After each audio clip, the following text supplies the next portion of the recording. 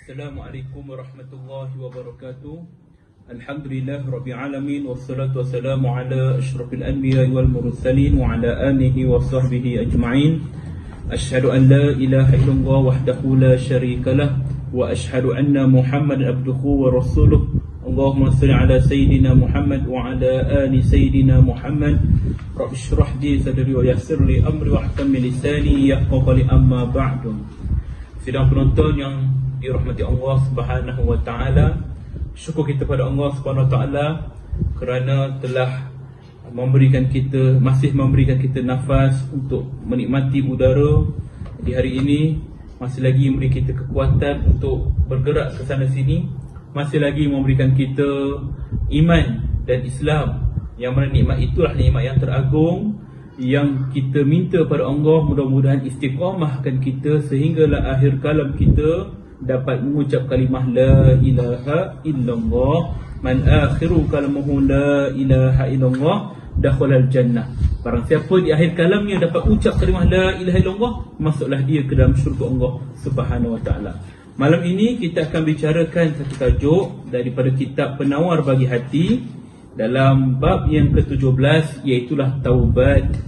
Taubat tu apa?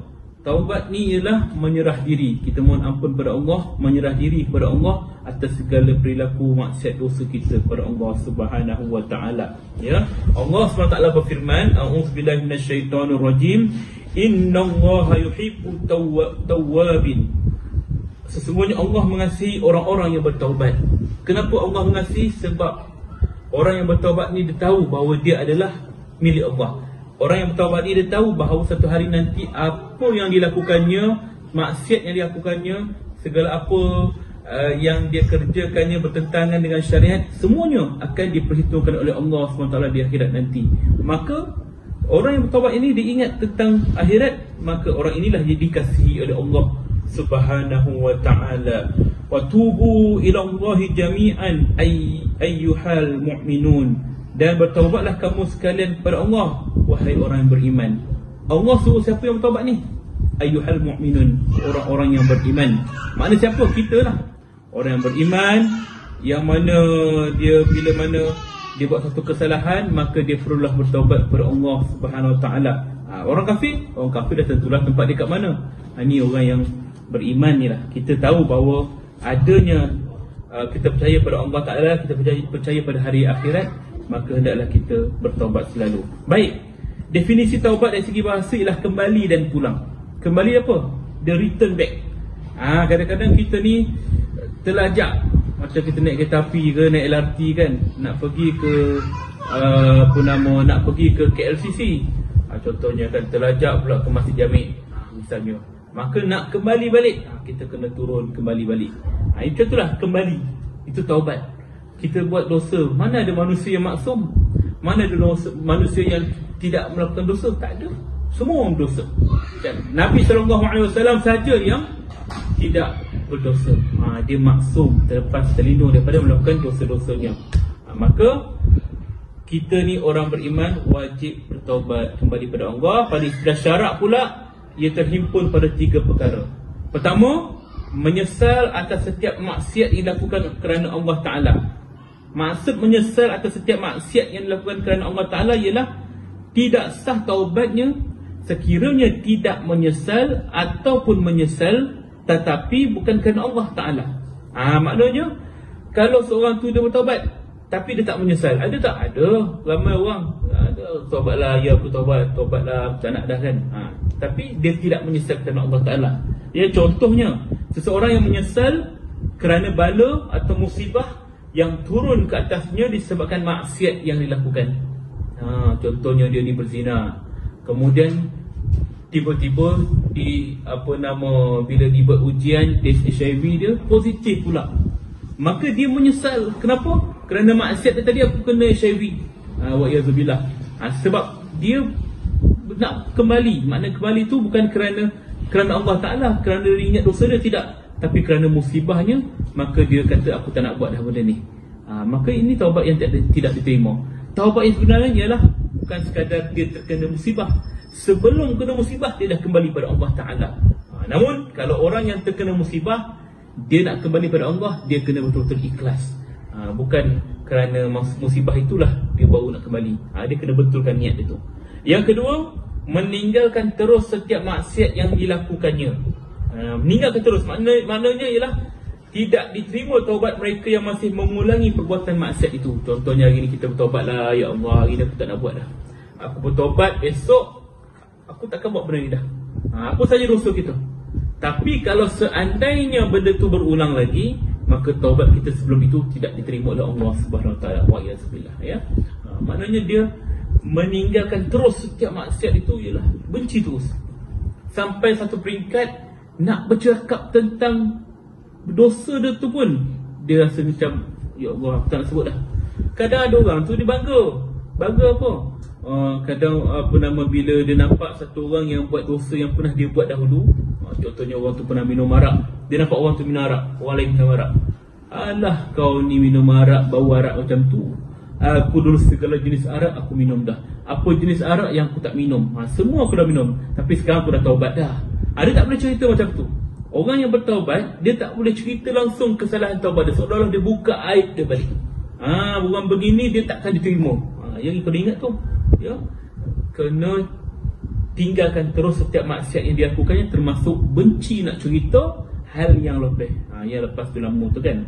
Yang ketiga, bercita-cita untuk tidak kembali atau mengulangi maksiat yang dilakukannya. Kena bercita, bukan yang tadi meninggalkan terus. Kemudian kita bercita-cita untuk tidak kembali atau mengulangi maksiat tersebut. Apa maksud cita-cita? Berazam. Contoh seorang tu nak kurus. Dia nak kurus kan. Dia kata kali ni aku berazam, aku nak kurus. Tak nak makan apa-apa. Diet contohnya. Maka dia nak sampai kepada matlamat dia untuk diet nak kurus tu, maka cita-cita dia ni mestilah betul-betul cita-cita. Berazam. Cita-cita ni didorong dengan didorong dengan semangat dan juga perbuatan dia. Maka orang yang taubat ni bercita-cita untuk tidak kembali atau mengulangi maksiat dilakukan, macam mana? Dia perlu meningkatkan amal soleh. Tak sah taubat seorang itu sekiranya dia tidak mempunyai perasaan bertekad tidak melakukan maksiat itu kembali. Maknanya dia tak bertekad, tak sungguh-sungguh nak taubat. Kenapa? Seolah-olah macam dia adalah kalau misalnya kata aku terbuat lagi, tak apalah aku taubat lah. Nanti aku taubatlah lagi. Contohnya kan, orang begini sia-sia taubatnya, rugi kan. Kita takut nanti dalam keadaan kita bermaksiat lagi, tiba-tiba Allah Subhanahu Wa Taala ambil nyawa kita. Ya Allah, maafkanlah kau kan. Kat akhirat nanti kan. Jadi kena ingat ya. Hal ini berlaku sekiranya maksiat itu tidak meninggalkan amalan fardu dan tidak bergantung pada manusia. Maknanya dia hanyalah hal-hal yang berkaitan dengan amalan-amalan fardu. Misalnya macam dia tak solat, dia tak puasa, tak zakat, maka dia berdosa, maka dia perlu bertobat. Ataupun dia buat maksiat, dia berzina, minum arak, mencuri dan sebagainya, maka dia perlu bertobat. Namun tidak bergantung pada manusia ialah hal-hal sekiranya dosanya itu melibatkan dia meninggalkan dia. Manakala sekiranya dosanya itu melibatkan dia meninggalkan amalan wajib seperti solat fardu, maka wajib katanya qada segala amalan fardu yang 3 kali itu.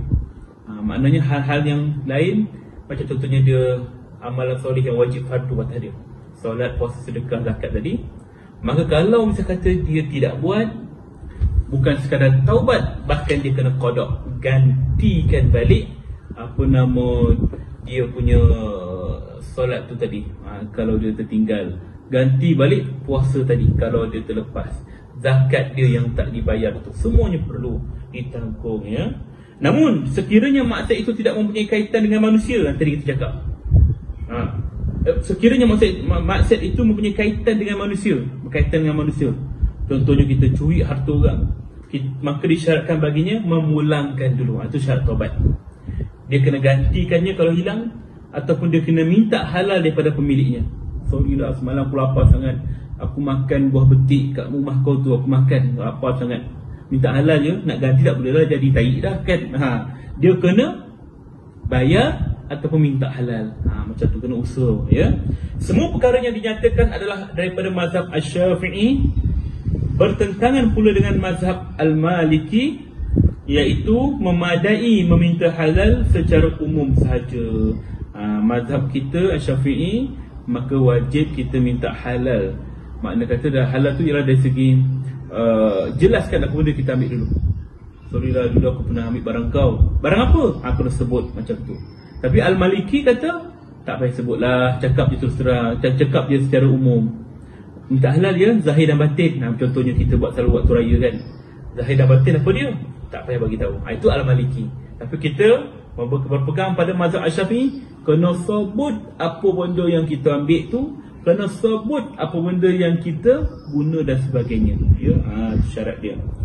Sekiranya seseorang itu tidak mampu memulangkan kembali harta yang dicuri, dia dah curi, lepas tu jatuh miskin, tak mampu, ataupun apa-apa sajalah yang menyebabkan dia tak mampu, serta pemilik harta itu juga tidak menghalalkannya. Dia jumpa orang tu, tolonglah halalkan, aku tak mampu nak bayar duit kau tu, tolonglah halalkan. Ada juga macam tu kan. Maka seseorang itu perlu bersungguh-sungguh dalam mengikhlaskan taubatnya dan bermohon kepada Allah Subhanahu Wa Taala semoga pemilik harta itu meredai dirinya pada hari kiamat. Maknanya kalau orang tu tak nak, aku takkan ampunkan kau, takkan aku halalkan apa yang kau ambil daripada aku. Kita kena bertaubat sesungguh-sungguhnya. Berusaha jugalah, ya Allah, aku dah minta halal lah kau tu, aku dah minta ampun dah, tapi dia tak nak ampunkan dosa aku, ya Allah. Dia tak nak maafkan aku, ya Allah. Dia tak nak halalkan apa yang aku ambil, ya Allah. Maka kita bertaubat serah pada Allah dan berdoa mudah-mudahan pemilik harta itu redha pada dirinya pada hari kiamat nanti. Itu di antaranya sebahagian daripada syarat taubat adalah sebelum sampainya roh kepada ghargharah halqum. Syarat taubat ialah sebelum sampai ke ghargharah halqum, dan yang kedua sebelum naik matahari daripada sebelah barat. Itu pintu taubat dah tutup rapat. Sekarang pintu taubat luas terbuka. Bila-bila masa, tapi janganlah lambat. Kita tak tahu bila nyawa kita sampai ke halqum, maka segera. Seperti yang disebut dalam dua hadis, justru apabila segala syarat dan rukun taubat itu sempurna, nescaya ia sah dan diterima oleh Allah Subhanahu Wa Taala. Kita kena yakinlah, aku dah buat semua dah, aku bersungguh-sungguh tak nak buat maksiat lagi, aku dah bertaubat dah, aku takkan ulang balik, aku dah benci dah, aku tinggal dah maksiat itu semua, aku dah minta maaf pada orang dah. Kita yakin bahawa Allah terima taubat kita. Sebagaimana firman Allah ditegaskan daripada surah Asy-Syura ayat 25, A'udzubillahi minasyaitonirrajim, wa huwal ladzi yaqbalu taubata an ibadihi, dan dialah Tuhan yang menerima taubat daripada hamba-hambanya yang bertaubat. Dialah yang maha penerima taubat. Cerita pasal taubat tuan-tuan, saya suka nak kaitkan kisah di zaman Nabi Musa alaihi salam. Ni kisah taubat ni yang saya selalu cerita ni kan.